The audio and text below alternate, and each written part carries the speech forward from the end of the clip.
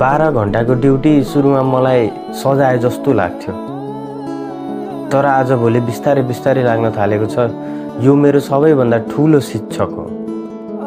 12 घण्टा ड्युटी गर्नु भनेको त्यति सजिलो हुँदैन। सुरुका दिनहरूमा एकदमै खुट्टा दुख्थ्यो, एकदमै जिउ दुख्थ्यो। कोठा फर्किएर आउँदा केही गर्न सक्ने शक्ति पनि हुँदैन थियो।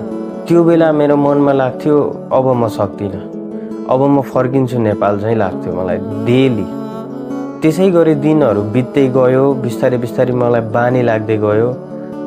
त्यसपछि पहिलेको जस्तो आजभोलि लागिरहेको छैन र मैले बुझेको कुरा सङ्घर्षले शरीर मात्र होइन सोचलाई पनि बलियो बनाउँदै लैजाने रहेछ।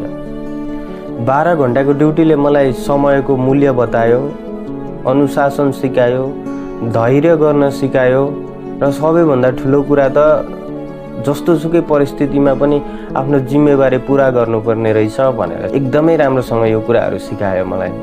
तर पहिलेको म र अहिलेको ममा धेरै फरक छ, किनकि कठिन दिनहरूले नै मलाई म बनाएको छ।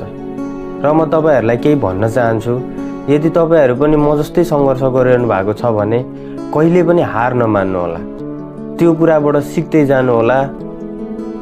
बिस्तारै बिस्तारै तपाईँले धेरै कुराहरू सिक्नुहुन्छ, तपाईँ बलियो हुँदै जानुहुनेछ। So never give up guys. र अर्को भिडियोमा म तपाईँहरूलाई यस्तो घटना सुनाउनेवाला छु जुन घटना आजसम्म मैले बिर्सिन सकेको छैन।